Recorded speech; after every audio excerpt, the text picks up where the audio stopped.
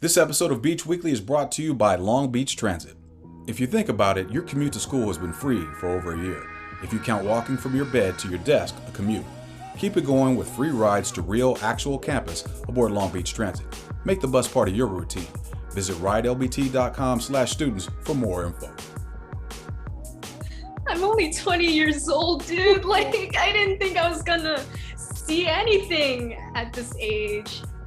Welcome back, everyone. Welcome to Beach Weekly, a podcast created and produced by Long Beach State student-run newspaper, The Daily 49er.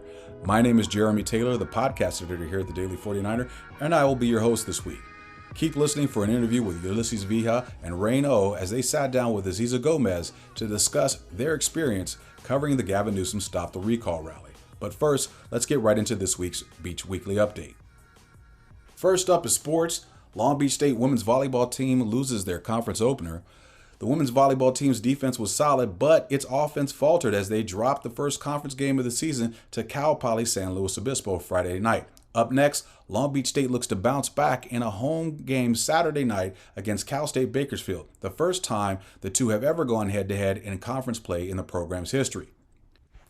In women's soccer, a last-second goal gives Cal State Long Beach the win against UC San Diego. With 1 second left, Long Beach State's junior forward Lena Solano scored her second goal of the night to give her team a 2-1 win in the Beach's Big West Conference opener against UC San Diego Thursday night.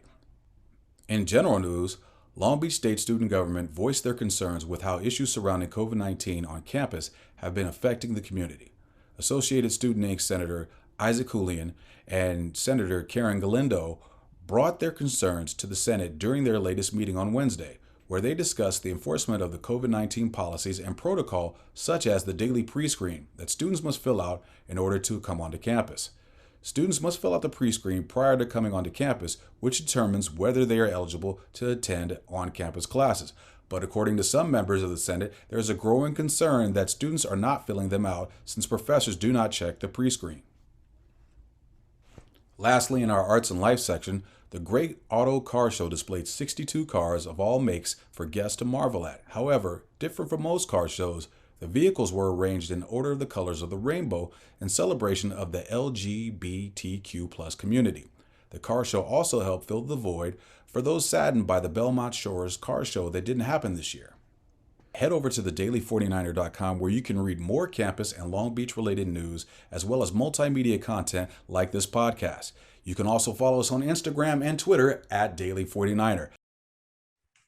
Thank you guys for joining us on this week's episode of Beach Weekly. I am your host, Aziza Gomez, and joining me today are Daily 49er members, Ulysses and Reyn. How are you guys doing today? Doing pretty good. It's the end of the week. I don't have class, so I can just chill, turn in my assignments. I'm a senior and I still have a Friday morning class. No, same. That's really unfortunate. So sorry for your losses. I'm just chilling. So jelly. But you know what? You deserve it. You deserve that break. Ulysses, how are you doing today? I'm doing pretty well. I had two of the most difficult classes I had on Thursdays for the week. So I do have a class on Friday, but it's not so bad. It's just a photojournalism class, so I really like it. So it's not too much of a loss for me. So I know this is like our first time talking. So I want to know, when did you guys start doing journalism and like what inspired you and how did you know like you wanted to pursue journalism? That's a pretty good question. Ulysses. I started kind of taking classes on a whim in El Camino College because after high school I didn't know where I wanted to go with my life, so I kind of just went the community college route and didn't want to go anywhere near where I live in Southgate. So like Cerritos College was kind of like a no-go for me. So I figured I'd go to El Camino where I'd apply for some political science classes. And I don't think it was working out for me. So then I took a photography class on a whim and a friend of mine from that class told me you can get your photos published in the newspaper if you apply for the newspaper. And I said, oh, okay, I'll do that. And then took a class. From there, I just fell in love with the aspect of telling stories through photos. And that's how I got into journalism. Well, I got into photojournalism, then I got into journalism. Yeah, that's kind of my small story. That's pretty sick. My parents actually went to El Camino College, and I have a cousin going there right now. So Nice. It's like, yeah, they used to live in the South Bay area, actually. Nice. For me, I actually, it's funny that you asked, because I just changed my major to journalism. I was a film major for about 2.5 years. I was into media, and I was very involved in editing. I was really involved with video editing at the time. And so I was like, I had my mindset on film.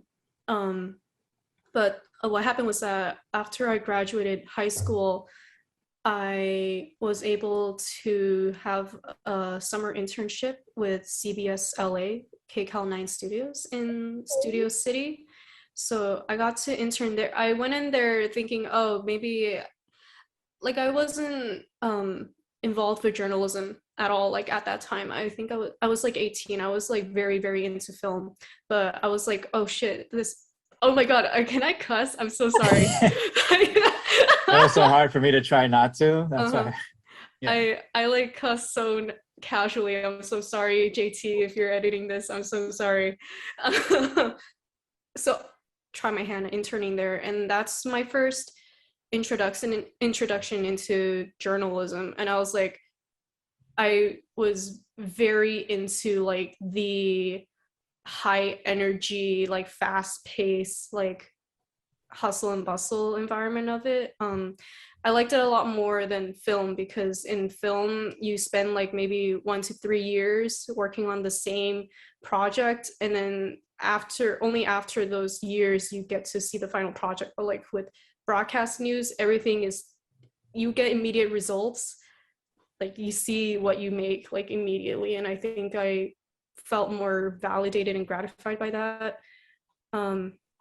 So yeah, I came to Cal State Long Beach, film major, and then I decided to minor in journalism maybe like last year.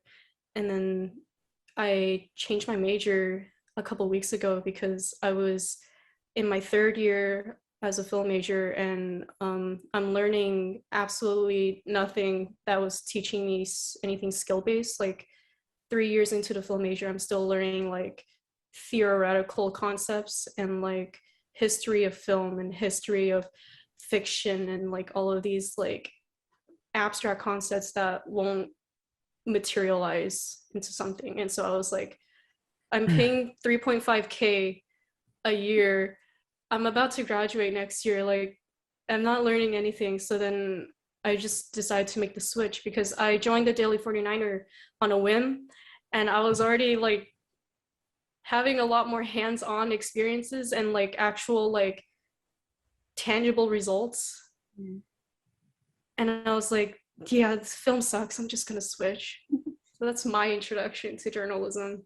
I feel you on that. I've been doing so many things on a whim. I took this job on a whim, and it's interesting that you both say that, because journalism is like all about storytelling. My storytelling mainly comes from making songs. And like me and my band, our first single we released, we worked on it for 2 years, and we just released it. And I think that is like the biggest switch I had to make from being like a musician to being like a podcast host, is you have to make content every week, and you have to be active on what's happening like in our community. And I really enjoy it.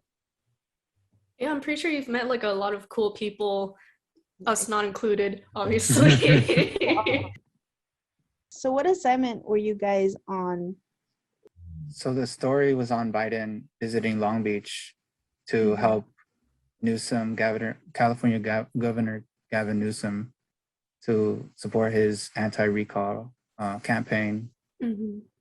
And it was just an attempt for Biden to urge voters to go to the ballots and vote no on the recall. That was the plan. That was the Yeah, plan. That was the what we were reason told. we're there for. Yeah. They like sent us an email. They were like, "Oh yeah, so there's going to be a special visit, and keep your eyes out for that. We're not going to tell you anything else." And we were like, "Okay, Yeah, and that was great." just the LBCC page that mentioned it. Southland is bringing its credit union experience to the Long Beach State campus. As a student of Long Beach State, you are eligible to join with access to our new University Student Union branch, student loan services, free checking, and free financial educational resources. Visit Beach CU for more information. How are you guys introduced to the assignment? So you're telling me you weren't really like specifically told what it was beforehand? I mean, well, I had seen on Twitter that, because I was in the library doing homework, and then I was kind of like taking my 10-minute interval breaks, between studying. Mm-hmm. And so I was going on my phone, and I saw on Twitter that Robert Garcia had said something about looking forward to President Biden coming to Long Beach on Monday. And then I was like, oh, someone should write about this. Like, this is important for us. And then I was looking into it more. And then I found out that the White House had held this press conference on Biden's West Coast visit, which was basically like this West Coast tour where he was going to go first to Boise, Idaho to survey wildfire. And then that same day on Monday, after Boise, Idaho, he was going to go to Sacramento to also survey wildfire, and then go to Long Beach to help California Governor Gavin Newsom urge voters to vote no on his recall ballot. And so when I saw all of that during the White House press conference, I immediately texted Lauren and Nick on the Slack channel to figure out if somebody's going to write a brief about the president visiting, and come up with a plan to go on Monday. And that was the first time I heard about the story. Yeah. Gotcha. So what exactly were your guys' roles that day? we were the eyes. We were the eyes and the ears. We were the eyes and ears for the entire scene. I know Ulysses was the photographer. I was the videographer. So yeah, our job was basically to just document everything that we saw and to show everyone what was going on, to actually give them visuals for the event. And how many team members were there that day in total? So the thing is, there was 2 events going on that day on Monday. And the first one was Biden arriving on his Air Force One to the Long Beach airport. That was the first event, where press could come and take pictures. And so we got access to that. And that was through the White House email link to press that we got. And we RSVP'd individually. Each reporter individually had a RSVP for the event. It was very official. Yeah. But I think, so there was that was the first event. And then the next one was Biden actually going to Long Beach City College to meet up with Gavin Newsom. Yeah, so that was 2 events. And for each one, you had to RSVP, which was where we kind of, I think, didn't prepare. It was one, I think, honestly, looking back, they didn't send out a notice. They didn't have anything. Yeah. That's the thing. I think reading back on the White House letter, it was clearly stated that it was just for the Air Force One press junket. Yeah, Because it had nothing, it didn't say anything about Long Beach City College. No. Like, it wasn't anything explicit saying, you know, it was just kind of implied through the LBCC page. Mm-hmm. But that was on our part. And I think that was one of like the first red flags to notify us that we were just walking into something we're not prepared for. I think that was like the first red flag. Because clearly on Monday, when we had split it up, we did split up into teams. Mm-hmm. It was Reyn, Nick. I went out with Nick because we were like, we should get ready for the LBCC thing because we RSVP'd, right?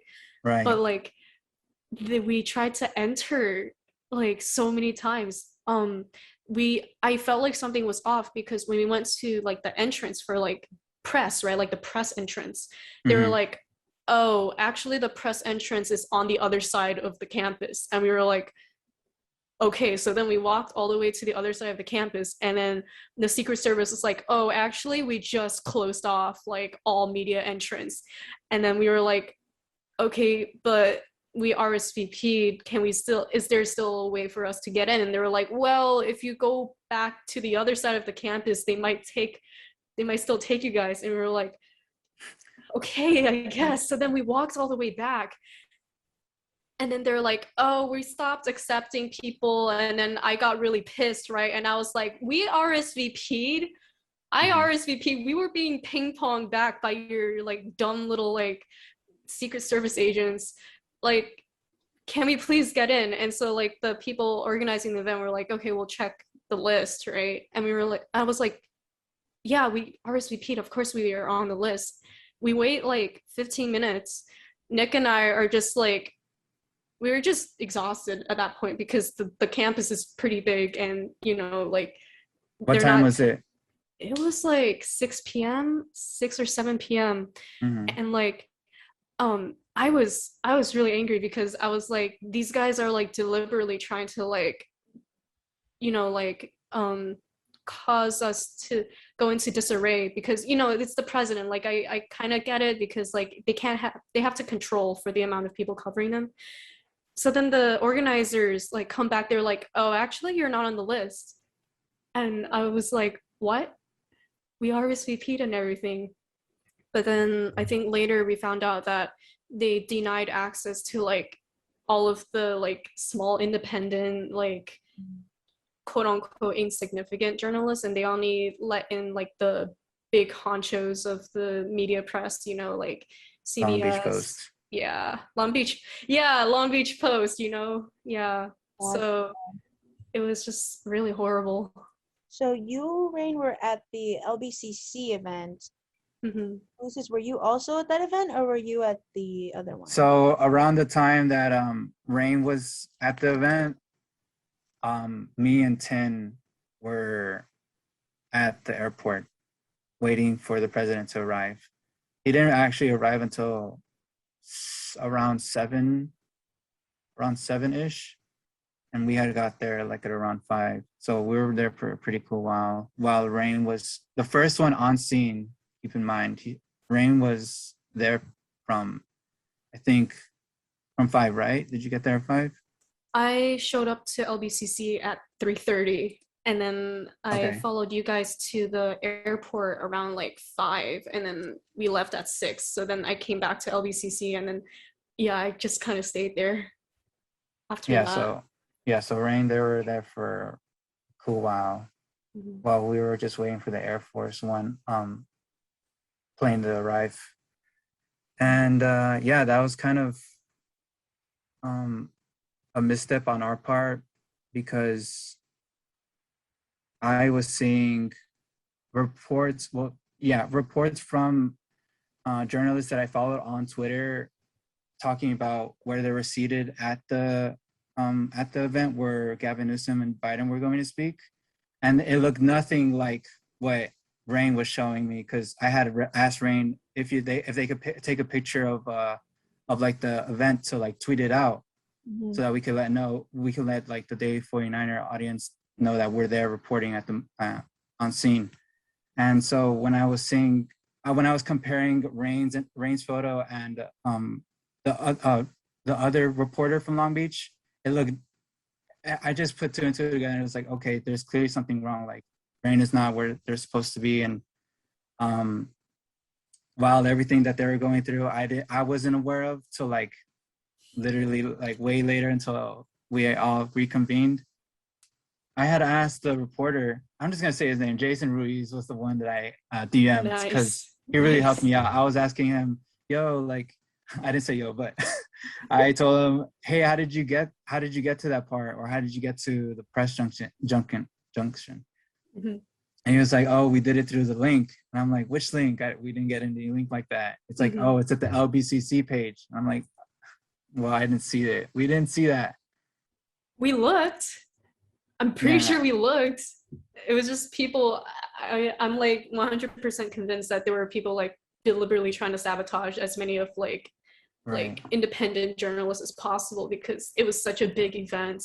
But like, did they really have to screw us over? I didn't think that was necessary. Like, I wish like the people organizing the event were like more, I don't know, like transparent about their intentions with withholding information from us. I'm pretty sure they withheld a lot of information from us on purpose. A lot of my friends that day were telling me that when they drove by LBCC, there was like a bunch of protesters. Did you guys prepare yourselves beforehand for the protesters? No. Yeah, like I said, I think just not figuring out how to RSVP, if the same RSVP link that we were sent to applied for the Air Force One event and the rally event. So yeah, it was just like yeah, we weren't planning it. We didn't plan it well. I think like because we were so like engaged with the idea of seeing Biden, right? Like that was the only thing we were told. We were just being told that Biden is coming to Long Beach, and that was our assignment. But like I think none of us anticipated that like when Joseph Biden comes to town, it attracts a lot of angry people who don't particularly like Joe Biden. And I don't think that hit us until we actually saw all of the protesters outside LBCC. I remember I was driving to LBCC. I was thinking like, oh yeah, I'm gonna see Joe Biden. I'm gonna get footage. I'm gonna like ace this like assignment. And then I get to LBCC, and like the first thing that like tipped me off was like there were like so many cops just like preventing me from like entering our meetup spot. And I was like, what's going on? And then I like look down the street, and there's just like a huge like marching line of like protesters with like flags and everything. And I was like, oh yeah, right, like right-wing people exist. I like totally forgot.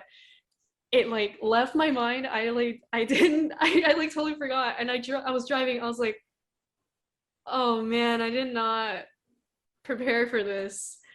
And we did have like an escape route plan. We were going to meet up at Nick's house if things got really bad, you know, but this was like our first time being in this kind of an environment. Like, of course we knew like if there was like clear and present danger, then we just leave, you know, and we take care of each other first. But like there's no like we didn't have like an actual protocol because we didn't know we would need one, you know. Yeah, we didn't have conversations about thinking more like just setting expectations and boundaries for how crisis should be handled. And those kind of conversations shouldn't be planned during crisis, and they're more dealt with outside of crisis when everyone's thinking clearly, which we didn't do.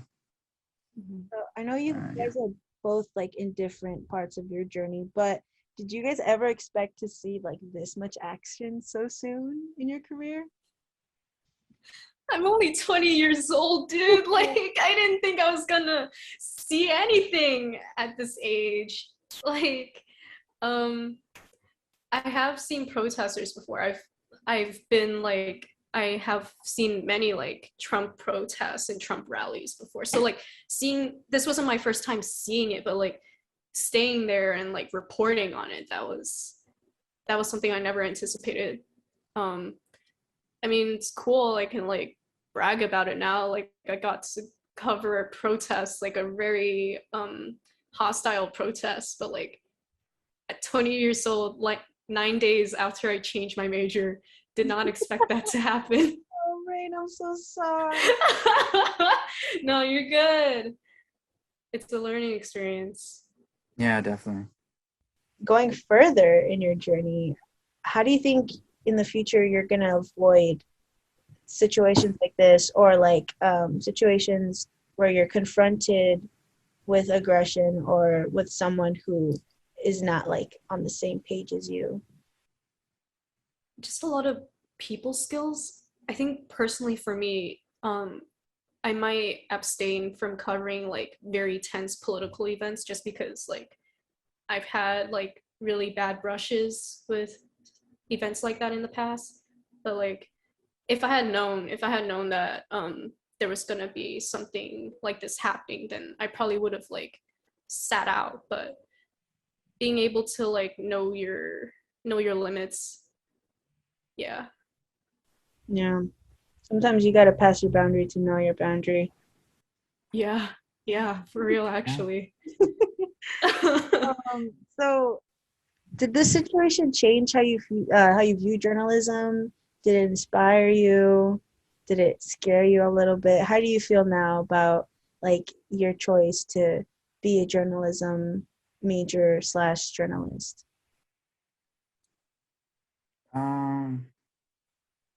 It didn't really discourage me, honestly. I think that protest is just one aspect of journalism that happens. But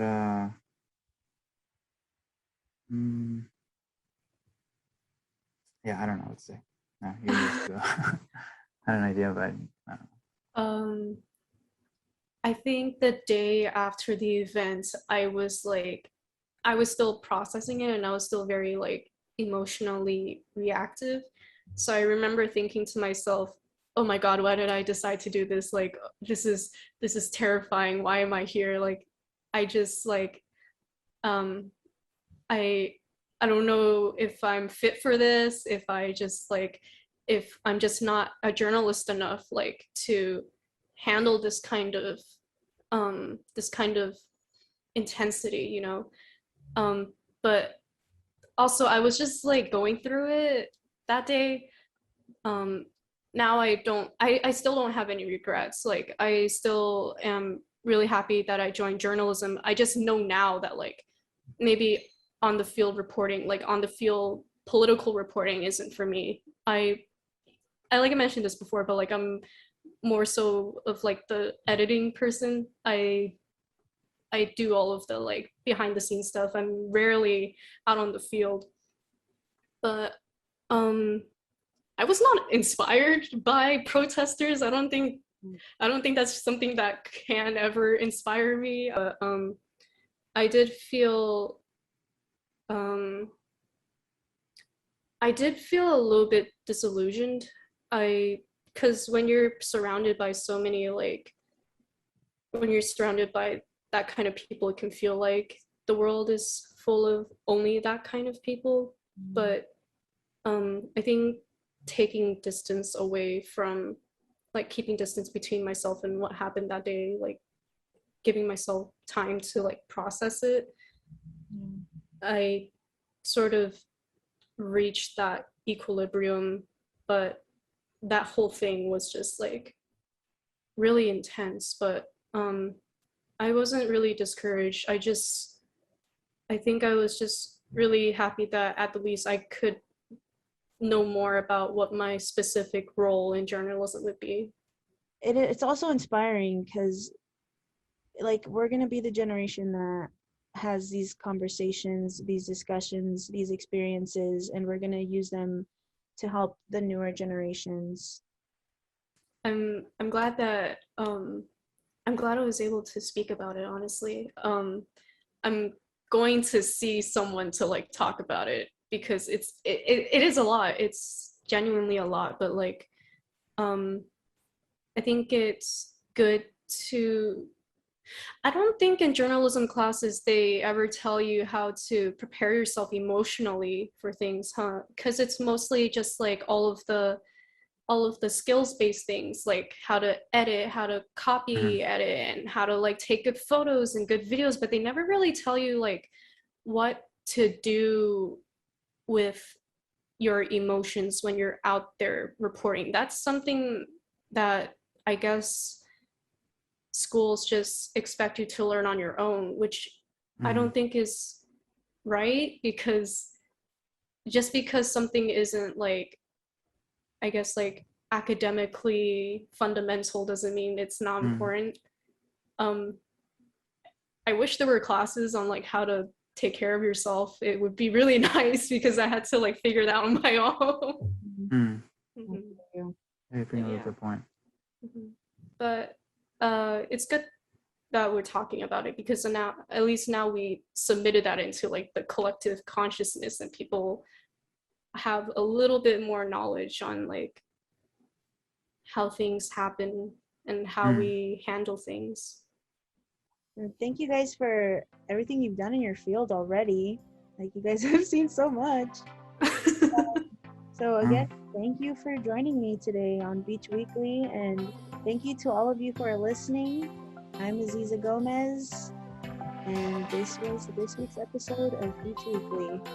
Have a good night. 8 a.m. exam crams are what we do at the beach. So is riding the bus for free. Long Beach Transit is offering free rides to campus, work, and home to start the semester. Save on parking and make the bus part of your routine. Visit ridelbt.com/students for schedules and route information.